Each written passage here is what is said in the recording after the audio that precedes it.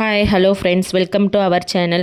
Today நாங்கள் travel vlog பார்க்கலாம். Today நாங்கள் வில்லேஜுக்கு போயிருந்தோம் இல்லைங்களா, அந்த விளாக் பார்க்கலாம். ஹஸ்பண்ட் நாங்கள் நைட் கிளம்பி ஏர்லி மார்னிங் தான் போயிட்டு சேர்ந்தோம், ஒரு 4:30 போல்.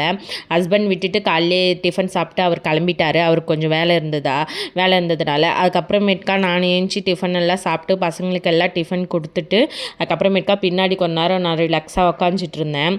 அப்புறம் தம்பிங்க போர் அடிக்குது சொல்லிட்டு மூத்தார் பையனும் கூப்பிட்டு போயிருந்தேன். தம்பிக்கு போர் அடிக்குது சொல்லிட்டு அம்மா பல்லாங்குழி எப்படி விளையாடுறதுன்ட்டு சொல்லி கொடுத்துட்டு இருந்தாங்க. ஒன் டைம் தான் சொல்லி கொடுத்தாங்க. சொல்லி கொடுத்ததுமே அவன் நல்லா பிடிச்சிக்கிட்டான். பசங்க அவன் விளையாடிட்டு இருந்தான். அவன் விளையாடுறது போதாதுன்னு சொல்லிட்டு தம்பி என்னையும் வா மம்மி நீயும் விளையாடு கூட அப்படின்னு சொன்னான். நான் வரலப்பு அப்படி சொன்னேன், ஆனால் கேட்கவே இல்லை. அதுக்கப்புறம் சரி நான் விளையாடி ரொம்ப நாள் ஆயிடுச்சு, சரி சொல்லிட்டு சும்மா கொஞ்சம் நேரம் அவனா கூட டைம் ஸ்பெண்ட் பண்ணிவிட்டு அதுக்கப்புறமேட்கா நான் ரெடி ஆகிறதுக்கு போயிட்டேன். ஏன்னா மாமா வேலைக்கு போயிருந்தாங்க, தாய் மாமா அம்மாவுடைய அண்ணா. அவங்க வந்ததும் நான் கொஞ்சம் வெளியே போகிற வேலையாக இருந்தது. அதனால் சரின்னு சொல்லிவிட்டு நான் அவங்களா கூட கொஞ்ச நேரம் விளையாடிட்டு நான் போயிட்டேன்.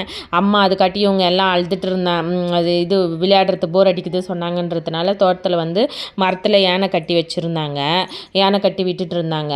அப்புறம் நான் மாமா வந்ததும் நாங்கள் ரெடி ஆகிட்டு நாங்கள் 6 கிளம்பிட்டோம். எனக்கு எங்கள் ஊருடைய ப்ரைவேட் பஸ்ஸில் ட்ராவல் பண்ணிட்டு எனக்கு ரொம்ப பிடிக்கும். அவங்க போடுற சாங் கேட்டுட்டு ட்ராவல் பண்ணுறது. பட் மாமா கவர்மெண்ட் பஸ்ஸில் டிக்கெட் ஃப்ரீமா, ஏமா ப்ரைவேட் பஸ்ஸு அப்படி சொல்லிட்டு அவங்க வீட்டில் வா நம்ம கவர்மெண்ட் பஸ்லேயே போகலாம் அப்படி சொல்லிட்டு கூப்பிட்டு போயிட்டாங்க. அவங்க சரின்னு சொல்லிட்டு மாமா வேலையிலேருந்து வந்ததும் நாங்களாம் கிளம்பி, மாமாவுக்கும் கொஞ்சம் வேலை இருந்தது, எனக்கும் கொஞ்சம் வேலை இருந்தது, சரி முடிச்சுட்டு வரலான்னு சொல்லிட்டு போயிட்டோம். போயிட்டு அதுக்கப்புறமேட்கா மொபைல் ஷாப் தான் போன மாதிரி இருந்தது மாமாவுக்கு. மாமியோடைய ஃபோன் தண்ணியில் விழுந்து போயிட்டு இருந்தது. பட்டன் சிஸ்டம் தான், சார்ஜ் ஏறலை. அது சரி போய் கேட்கலான்னு சொல்லிட்டு போகலான்னு சொல்லிட்டு சொன்னார். அப்புறம் எனக்கும் கொஞ்சம் வேலை இருந்தது, அதெல்லாம் முடிச்சுக்கிட்டு முடிச்சுட்டு வரலான்னு சொல்லிட்டு போனோம்.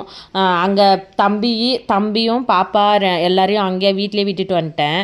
அம்மா இருந்தாங்க. பாப்பாவை நான் தூங்க வச்சுக்கிறேன், தம்பிங்களுக்கெல்லாம் யானை கட்டி விளையாட விடுறம்மா, நான் பார்த்துக்கிறேன், நீ போயிட்டு வாமா அப்படின்னு சொல்லிட்டு சொன்னாங்க. அதனால் சரி சொல்லிட்டு பசங்க எல்லாம் அங்கேயே விட்டுட்டு அப்புறம் ரிட்டர்ன் மாமாவுக்கு ஆகிற வேலையும் முடிஞ்சிடுச்சு. மாமா ஃபோன் புது ஃபோன் தான், மாமிக்கு புது ஃபோன் தான் வாங்கணும்னு சொல்லிட்டு சொன்னாங்க. அந்த ஃபோன் ஆகாது, புது ஃபோன் தான்ப்பா வாங்கணும், அது ஏதோ இதுவாகிட்டுக்குது, பேட்ரி சரி பண்ணுறதுக்கு ஆகாது சொல்லிட்டாங்க. சரி விடுமாம்மா, நாளைக்கு நம்ம புது ஃபோன் வாங்கிக்கலாம்னு சொல்லிட்டு நாங்கள் மாமாது வேலை முடிஞ்சதும் எனதும் வேலை முடிஞ்சிடுச்சு. அப்படியே சரின்னு சொல்லிட்டு கைலாசநாதர் கோவில் இருந்தது, அங்கே கோவில் பார்த்துட்டு கோவில் போயிட்டு சாமியெல்லாம் கும்பிட்டுட்டு அதுக்கப்புறமேட்கா ரிட்டன் வரும்போது அப்புறம் வீட்டுக்கு ஸ்நாக்ஸ் எல்லாம் கொஞ்சம் வாங்கிக்கிட்டு அப்புறம் சுகர் கேன் ஜூஸ் கொஞ்சம் குடிச்சிட்டு அதுக்கப்புறமேட்கா நாங்கள் கிளம்பிட்டோம். கிளம்பும்போது வரும்போது பாப்பாவும் வந்தா. காலேஜையும் அவளுக்கும் விட்டுட்டாங்க. அவள் வேலூரில் படிக்கிறா, அவளுக்கும் காலேஜ் விட்டுட்டாங்க. அப்படியே எல்லோரும் ஒன்றா கிளம்பி வந்துட்டோம்.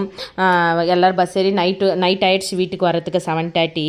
நாளைக்கு இதனுடைய கண்டினியூஷன் நம்ம நாளைக்கு இன்னொரு விளாகில் பார்க்கலாம் ஃப்ரெண்ட்ஸ். இந்த விளாக் இதோடு நான் முடிச்சுக்கிறேன். என்னுடைய சேனல் பிடிச்சிருந்தா லைக் பண்ணுங்கள், சப்ஸ்கிரைப் பண்ணுங்கள், ஷேர் பண்ணுங்கள் ஃப்ரெண்ட்ஸ். தேங்க்யூ.